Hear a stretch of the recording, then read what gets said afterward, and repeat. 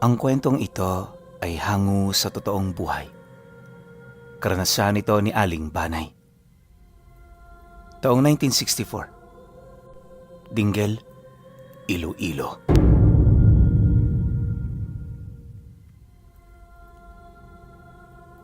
Noong mga panahong ito, nakatira malapit sa hangganan ng Dinggel at Dueñas ang pamilya ni Aling Banay. Matagal na sila sa lugar at katunayan, tanging sila lang doon ang nakatira. Maraming usap-usapan ukol sa lugar na yon, pero lahat ng mga istoryang naririnig nila nagmumula sa mga taong walang kaide-ideya sa lugar kung saan sila nakatira. Hindi naman ito gaanong pinapansin nila Aling Banay, lalo pat ang mas importante sa kanila ang katahimikan ng kani-kanilang mga buhay. Hanggat maaari kasi, umiiwas sila sa sigalot na maaaring maidulot sa kanila ng mga ordinaryong tao. Isa ito sa batas ng kanilang pamilya upang mapanatili ang seguridad sa mga trabaho nila. Ayon sa anak ni Aling Banay Pinuno, na noong nabubuhay pa ang kanyang ina, maraming paninira ang umiikot sa baryo tungkol sa kanila. Lahat yon walang patunay, pero siya na mismo ang makapagsasabi na lahat ito ay totoo. Sabi-sabi noon sa baryo na kahit manggagamot itong si Aling Banay, kuno-kunong aswang ito. Marami umanong patunay ang mga taga roon, pero kapag nakakaharap siya nito, di naman ito nakakapagsalita. Yun bang nawawala na lang bigla ang tapang nila sa katawan? Bagaman nakakagalit ang ganong usap-usapan, hindi na ito pinapatulan pa ni Aling Banay. Ang mahalaga, may mga tao pa ring nagtitiwala sa kakayahan niya.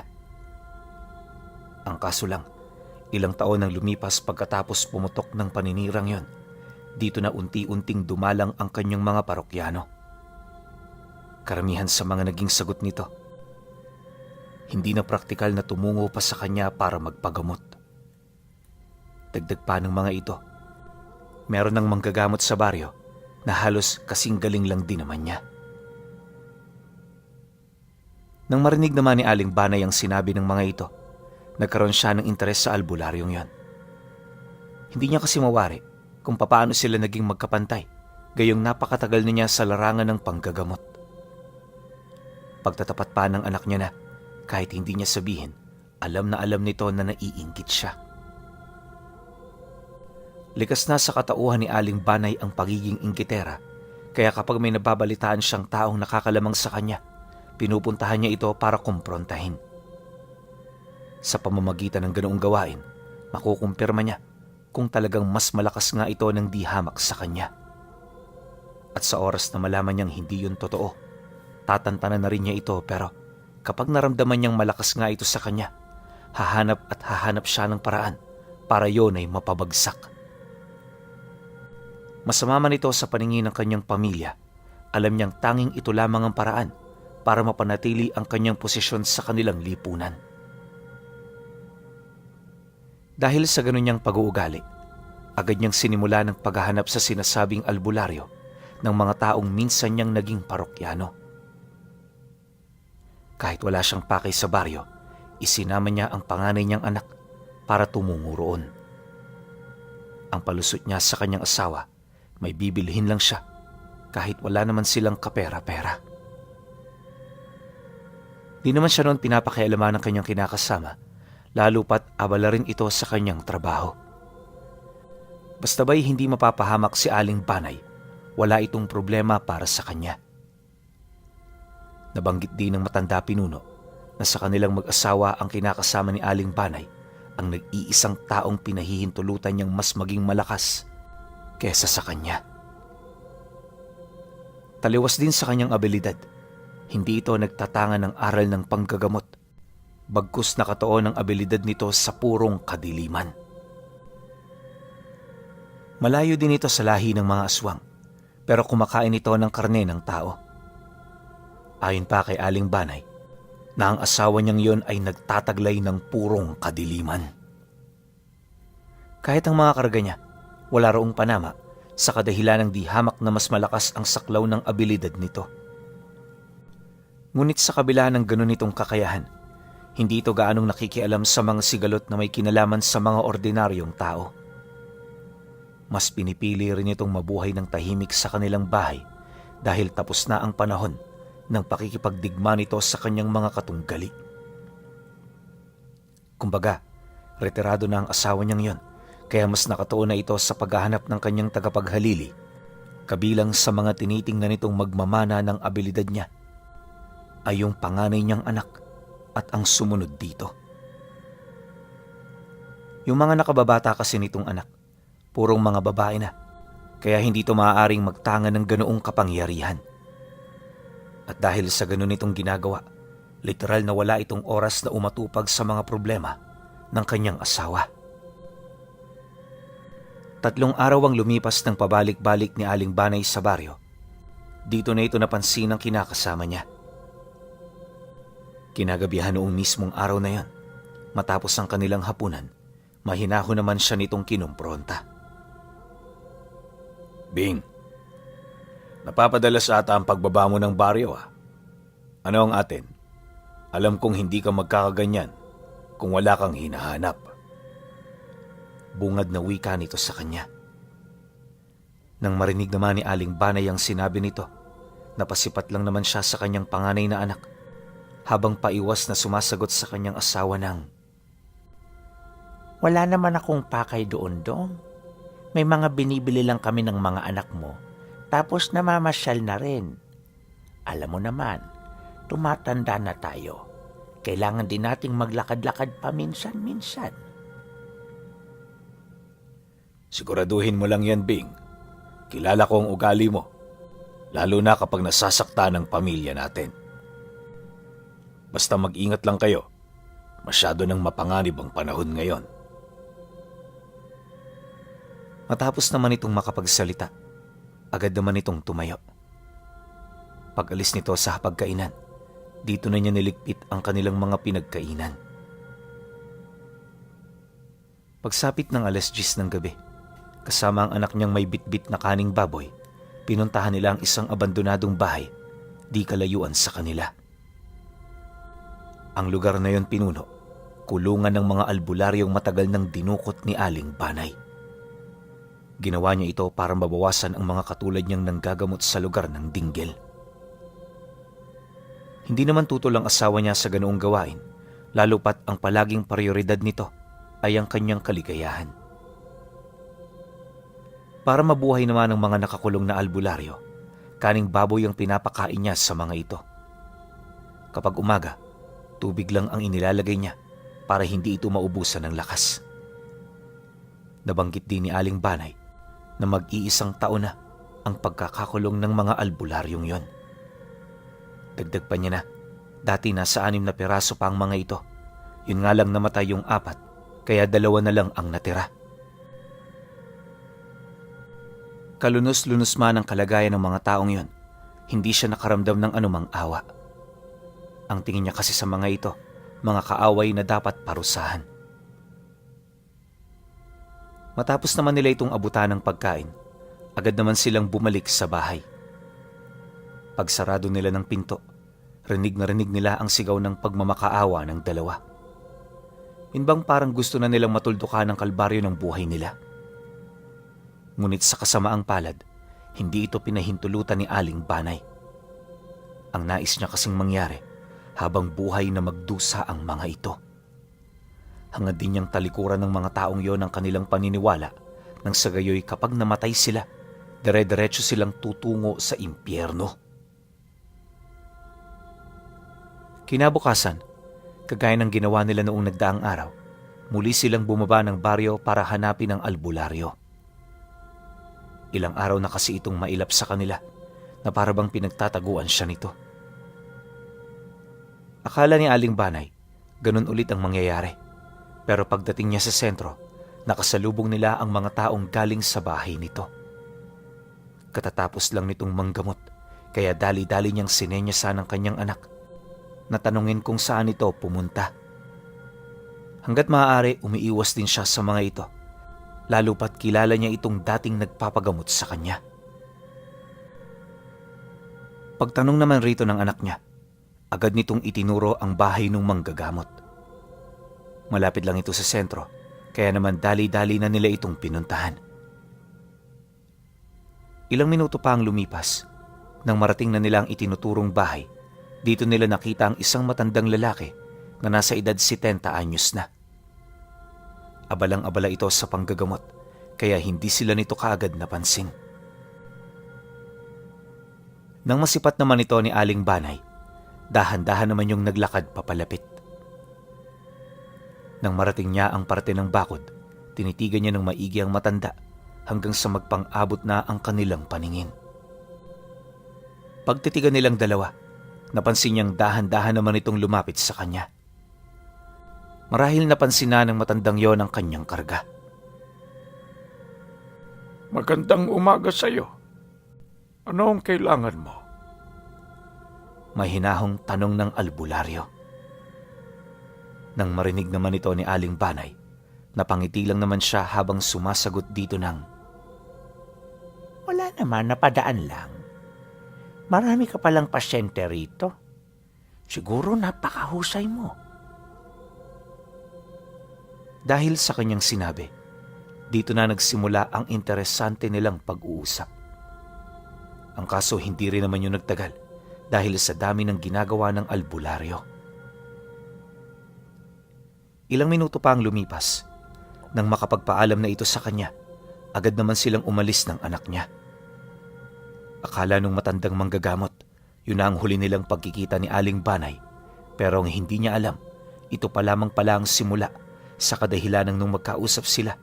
Nakaisip na ito ng plano kung papaano nito dudukutin ang kanyang biktima. Sa loob ng ilang araw na pagmamanman doon ni Aling Banay, marami siyang nalaman ukol sa matanda. Napag-aralan na rin niya ang tahanan nito at sa kung saang parte siya ng bahay daraan. Bagaman kayang-kaya na rin itong barangin ni Aling Banay, hindi niya ito ginawa dahil marami ang maghihinala sa kanya. Aminado kasi siya sa kanyang pagmamasid, may mga taong nakasilay sa kanya. Isa yun sa mga rason kung bakit hindi siya maaaring magpalipad ng sakit sa matanda. Pagtungtong naman ang araw ng Sabado, nang makuha na niya ang lahat ng detalyeng hinahanap niya, dito na siya nagsimulang kumilos. Kasakasama pa rin niya noon ang kanyang anak at bago sila umalis sa kanila, nagpaalam siya sa kanyang asawa. Nang marinig naman ito ang kanyang sinabi, mariin siya nitong pinaalalahanan hinggil sa mapanganib na pwede niyang makaharap. Tandaan mo, Banay, matutulungan kita sa lahat ng oras. Basta siguraduhin mo lang, hinding-hindi ka makakatapat ng isang dibino. Dahil kapag nangyari yan, wala akong magagawa kundi ikaw ay hayaan. Masakit man para sa akin, yan lamang ang paraan para maipagpatuloy ko ang aking nasimulan. Ipagdasal na lang natin na hindi yan mangyayari sa'yo. Wika nito sa kanya. Nang marinig naman ito ni Aling Banay, tumangulang naman siya. Di nagtagal, nang wala na silang mapag-uusapan, nagdesisyon na siyang umalis. Kasagsaga ng gabi nung bumaba sila, kaya imbis na dumaan sa kalsada, kakahuyan ang dinaanan nila para lamang makababa. Hindi na rin sila pumasok ng baryo dahil pwede naman silang dumaan sa talahiban patungo sa bahay ng albularyo. Nasa gilid lang kasi ito, kaya madali itong malapitan nang hindi sila natutunugan. Sa kanilang paglalakad, panay ang pagtanong ng kanyang anak ukol sa kanilang gagawin. Di kasi nito maisip na mandudukot na naman ito ng albularyo para mapuna ng weirdong kagustuhan nito. Siyempre bilang anak na may wasto ng pag-iisip, hindi niya maiwasang matanong ang nanay niya ukol sa rason nito kung bakit niya yun ginagawa. Nang marinig naman ni Aling Banay ang sinabi nito, may hinahon naman yung sumagot doon ng, Malaki ka na anak, pero alam kong hindi mo pa ito mauunawaan sa ngayon. Basta ang mahalaga, sumunod ka lang sa gusto ko. Huwag ka nang mag-isip ng kung ano-ano. Tandaan mo na ginagawa ng magulang mo ang siyang palaging tama. Dahil sa sinabi nito, hindi na nakasagot pa ang anak niya. Ilang minuto pa ang lumipas. Nang abot tanaw na nila ang bahay ng albularyo, dali-dali naman siya roong lumapit. Habang binabagtas nila ang talahiban, panay na ang pag-uusal sa hangin ni Aling Banay. Hindi mawari ng anak niya kung anong ginagawa nito, pero sa estado ng matanda noon, parang may tinatawag ito sa hangin. Maya-maya pa, nakarinig sila ng mabibigat na mga yapak. Agad itong dumagungdong sa kailaliman ng lupa at sa isang iglap, dito nila nasilayan ang grupo ng mga kapre na mabilis na tumatakbo papalapit sa bahay ng albularyo. May daladalang malalaking tipak ng kahoy ang mga ito, tapos nakasuot ito ng baluti na para bang inihanda ng mga ito ang kanilang sarili para sa pagtawag ni Aling Banay. Hindi naglaon, pagtigil naman nila sa likuran ng bahay nito, doon na nila narinig ang sigaw ng mga tao sa paligid. Literal na nagkagulo noon sa baryo dahil sa pananalasa ng mga kapre. Nang mapansin naman ito ng albularyo, agad naman yung lumabas para sana kaharapin ng mga ito. Ang kaso, sa sobrang bilis ng mga nilalang, tanging pagtaas lamang ng puder ang nagawa ng matanda. Di nito sukat akalain na ang mga nilalang na yon ay merong sariling pag-iisip.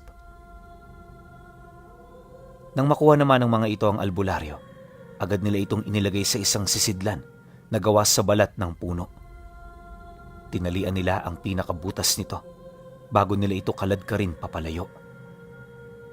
Nang masipat naman ito nila Aling Banay, kampante naman silang naglakad hanggang sa makalayo na sila sa lugar. 1 milyang layo mula sa baryo, nakita nila ang napakaraming patay na puno malapit sa paanan ng isang magubat na bundok. Sa unang tingin kahit mga ordinaryong tao, akalaing may mga nilalang talaga roong naninirahan dahil sa orang pumapalibot sa lugar. Para ring bumubulong ang himig ng hangin doon, tapos yung mga punong patay na, may mga nakakatakot na itsura. Maya-maya pa, dito nila nasilayan ang pangkat ng mga kapre na nakaupo sa patay na puno ng balete. Nananabako ang mga ito habang matyagang naghihintay sa kanila. Nang masipat naman ito ni Aling Banay, agad naman sila ritong lumapit. Kakaibang dialektong ginagamit ng mga ito, ngunit nagagawa niyang maunawaan ang lahat ng yon. Sa kanilang pag-uusap, inilahad ng mga kapre na natupad na nila ang kanyang ipinag-uutos at ang tanging hinihintay na lamang nila ay ang kapalit ng kanilang serbisyo. Dahil dito agad naman siyang kumuha ng punyal, hiniwa ang pulso niya sa kamay, sabay pa inom nito sa mga nilalang. Hinaluan niya rin ito ng orasyon upang mas maging sulit ang pag-inom nito sa kanyang dugo. Matapos naman itong gawin ng mga nilalang, biglang namula ang mga balat nito. Nagsimula na rin itong umangil hanggang sa isa-isa na itong tubuan ng pakpak ng aswang. Sa puntong yun, hindi malaman ng kanyang anak kung ano ang nararamdaman ng mga ito. Yun bang parang nasa gitna yun ng natutuwa at nasasaktan. Basta, hindi niya talaga maunawa ng ikinikilos nito sa kanilang harapan. Pagkaraan pa ng ilang segundo, namula na rin ang mga mata nito at kasabay ng banayad nitong paglipad patungo sa sanga ng mga tirahan nila. Matapos nun, dahan-dahan na itong naglaho. Nang mapansin naman yun ni Aling Banay, agad naman itong kinuha ang naiwan nitong sako. Hinila nila ito papauwi at pagdating nila sa bahay, dito nila nadatna ng kanyang asawa na kanina pang naghihintay. Paglapit naman ito sa kanila, tiningnan nito ang panganay nilang anak, kasabay ng pagwiwika nito sa kanya ng, Dinadagdagan mo na naman ang mga kapreng aswang dito sa ating lugar. Hindi ka man lang ba nababahala sa gulong magagawa nila sa baryo? Kung patuloy kang magbibigay ng ganyang abilidad, Dadami sila at kalaunay sisiklab ang isang malawakang digmaan. Madadamay tayo, Banay.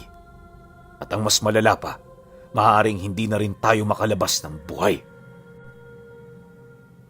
Nang marinig naman ni Aling Banay ang sinabi nito, napangiti lang naman siya habang sumasagot dito ng, Huwag kang mag-alala, mahal. Hinding-hindi mangyayari ang mga iniisip mo. Lahat ng kapreng nabigyan ko ng karagdagang kapangyarihan, pagmamay-ari ko na. At kapag pagmamay-ari ko na, mga alipin ko na sila. Wala kang dapat na ipagkabahala, sapagkat kagaya mo matalino rin ang asawa mo. dahil sa kanyang paglalambing, napanatag ang asawa niya. Hindi na rin ito nagtanong, kaya naman nang mapagtanto ito ni Aling Banay, binuksan na niya ang sisidlan para ipakita sa kanilang pamilya ang regalong kanyang daladala. Paghugot niya ng albularyo sa loob, agad naman itong nakita ng asawa niya na kasalukuyang nakatali at may busal sa bibig. Punong-puno rin ito ng galos sa buo nitong katawan, tapos may mga malalalim itong sugat sa may parte ng tagiliran. Literal din na naghahabol hininga ang albularyo at sa itsura nito, nanganganib na ang buhay nito. Nang mapansin naman ito ni Aling Banay, agad itong kumuha ng likido mula sa lumang garapon na matagal na niyang itinatago sa aparador. Ang likidong yun pinuno, pinagbabara ng bertud ng isang mataas na antas ng gabunan. Nagtataglay ito ng mabilisang pagpapagaling, kaya sa halip na ang kininito ni Aling Banay, ginagamit niya ito sa purong panggagamot. Maliban din sa ganoong bagay, marami pang pwedeng paggamitan ng bertud. Yun nga lang napakapangit ng lasa ng likido nito sa puntong hindi ito kayang lunukin ng isang ordinaryong tao. Pagbalik naman niya sa kinaroroonan ng lalaki, tinunaw niya ang bakod at puder nito sa katawan. Inalisan din niya ito ng karga, tapos tinanggalan ng kasuotan. Matapos nun, tinali niya ang mga braso nito sa malaking tipak ng kahoy bago tuluyang pinatayo. Sinigurado rin niyang hindi ito makakapumiglas pag alis niya ng busal nito sa bunganga.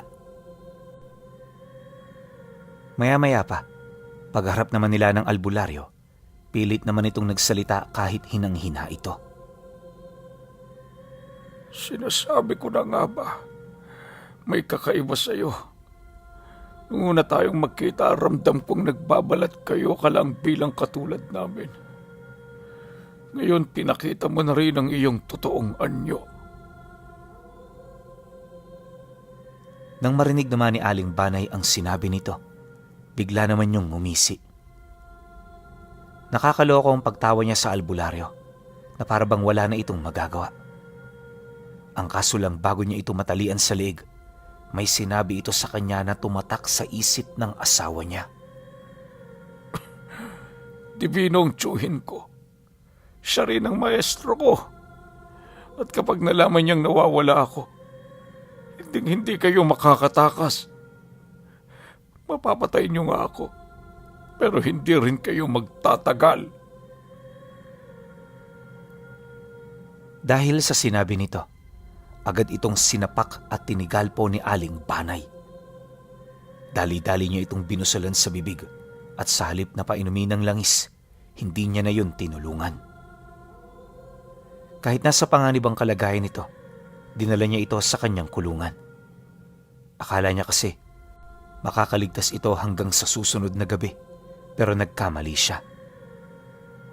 Kinabukasan kasi nun, nung dadalhan na nila ito ng inumin, nadatnan nila itong nakahandusay sa sahig at wala ng buhay. Sa estado ng labi nito, parang nung nagdaang gabi pa yun binawian. Sinubukan din niya itong tulungan para iligtas pero naging bigo siya. Malalim naman talaga ang kaalaman ni Aling Banay, pero wala siyang kapangyarihan na bumuhay ng mga namatay. Dahil sa mga nangyari, agad niyang ipinatawag ang kanyang asawa. Pagdating naman ito sa kulungan ng mga albularyo, bumungad kaagad dito ang patay na katawan ng biktima niya. Matapos naman yung masilayan ng asawa niya, dito na ito nagsimulang magtanong. Di man ito umaamin, alam niyang nababahala ito tungkol sa mga huling sinabi ng albularyong pumanaw. Makalipas pa ang ilang minutong pag-uusap, wala silang nagawa kundi ilibing ang bangkay. Bing, siguraduhin mong wala siyang natirang bakas dito. Suyudin niyo rin ang mga dinaanan niyo at alisin niyo doon ang lahat ng bakas na makikita ninyo. Gawin niyo yung malinis kung ayaw niyong magkaproblema tayo.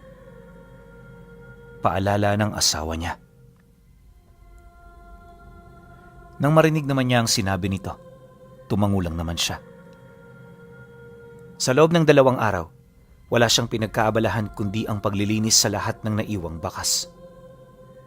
Matapos nun, nakapagpahinga ng maayos si Aling Banay.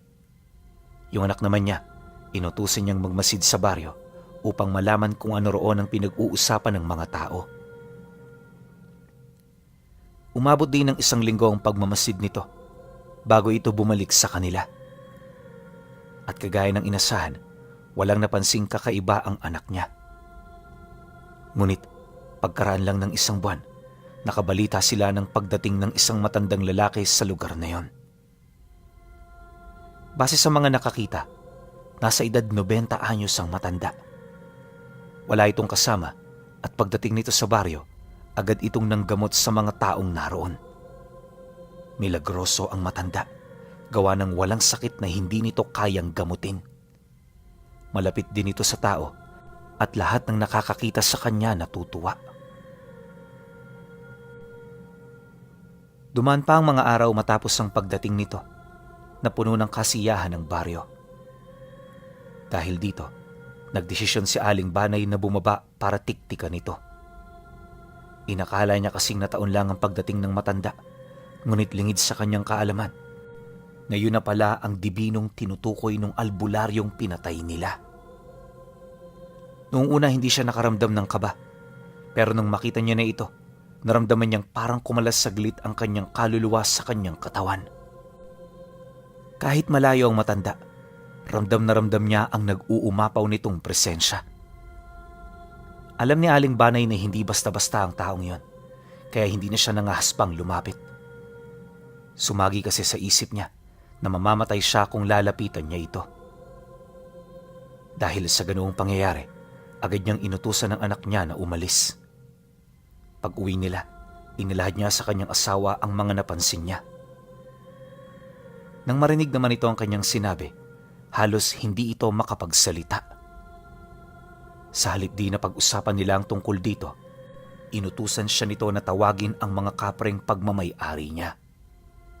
Dagdag pa nito na pakilusin na nila ang mga nilalang na yan hanggat hindi pa gaanong lumalala ang sitwasyon. Mariin din itong inilahad na dadagdagan niya ang kapangyarihan nito para magkaroon nito ng tsansang makapaslang ng dibino.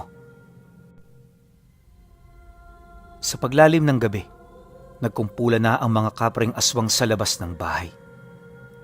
Nasa 20 ang bilang ng mga ito at lahat yon ay pawang pinakamalalakas sa kanilang uri. Matapos itong kausapin ni Aling Banay, binasbasan ito ng kanyang asawa. Hindi nagtagal, nang mailahad na nila ang plano, agad namang umalis ang mga ito. Paglayo ng mga nilalang, tahimik nilang hinintay ang pagbabalik nito sa labas ng kanilang bahay. Ang kaso lang, inumaga na lang sila, hindi pa yon nakakauwi. Sinubukan din itong tawagin ni Aling Banay, pero walang naging pagsagot yon. Literal na naglahong parang bula ang mga nilalang. Paglahad naman niya nito sa kanyang asawa, bigla itong umatras habang nagwiwika sa kanya ng, Pasensya ka na, Bing. Kung totoo nga ang mga sinabi mo, hindi na kita matutulungan pa. Binalahan na kita noon pa, pero hindi ka nakinig. At dahil dyan, mamamatay ka ng maaga, mahal ko. Nang marinig naman ni Aling Banay ang sinabi nito, pilit naman siyang nagmakaawa sa kanyang asawa. Alam niya kasing may magagawa ito para mailigtas siya, pero sa kasamaang palad hindi ito nakinig sa kanya. Inuulit ko, Bing. Wala na akong magagawa. Ang mga dibinong nasa rurok ng aral ng kanan. Pag kinalaban mo sila, para ka na rin nagpakamatay. Kung inaasahan mo ang abilidad kong ito, ako na mismo ang nagsasabi sa iyo, wala ito sa kalingkingan ng dibino. Pagkasambit naman ng asawa niya sa mga katagang yun, galit na galit naman siyang sumagot dito ng, Ganyan ka ba kaduwag para talikuran ng sarili mong asawa? Pwes, kung wala kang gagawin ako, marami.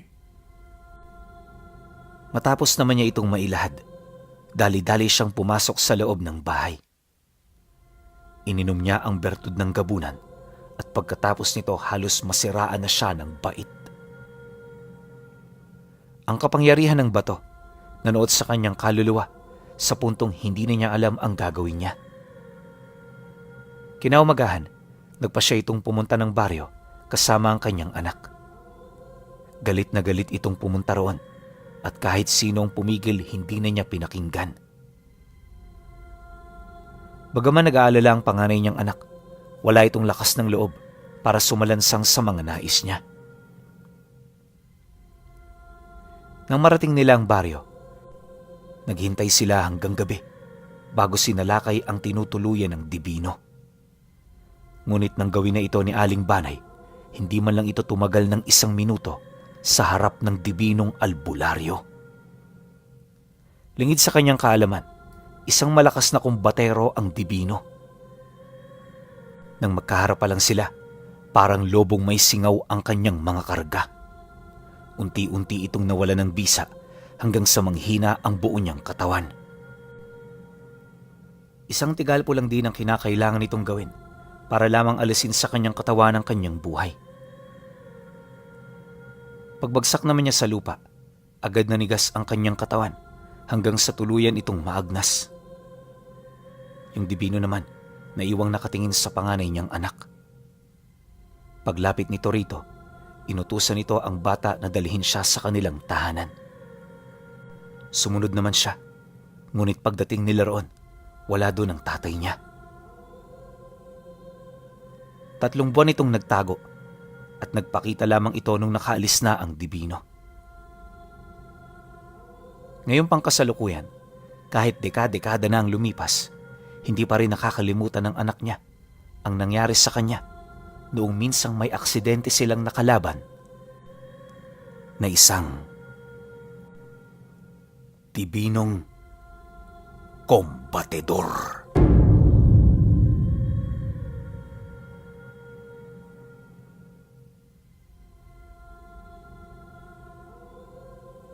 Alam nyo naman, kapag dibino, nagbibigay talaga tayo ng opinion dyan. Pero itong kombatedor, hindi ko alam kung meron silang pagkakapareho ng mga kombaterong dibino, pero siguro mas mataas na antas to. O kung di naman mas mataas na antas, mas marami siyang alam pagdating sa kombate. Pwedeng ganun, di ba? Or mix siya. Magaling sa pakikipagkombate, tapos sobrang galing sa panggagamot. Kasi nga, ang sabi sa kwento, wala siyang sakit na hindi napagaling. Diba? So, ibig sabihin, kakaiba nga talaga yung antas ng dibino na to. Tapos, yung dun sa umiiyak yung asawa nito ni Aling Banay kasi wala siyang magagawa sa dibino, sobrang kinilabutan ako dun. Diba? Parang puring-puri nila yung mga dibino kahit na nasa panig sila ng kaliwa. Diba? So, overall, para sa akin, sobrang angas, sobrang ganda ng kwento na to. Angat na angat yung pinagmamalaki nating pinakamalakas na mandirigma ng kanan, which is yun nga, yung mga dibino.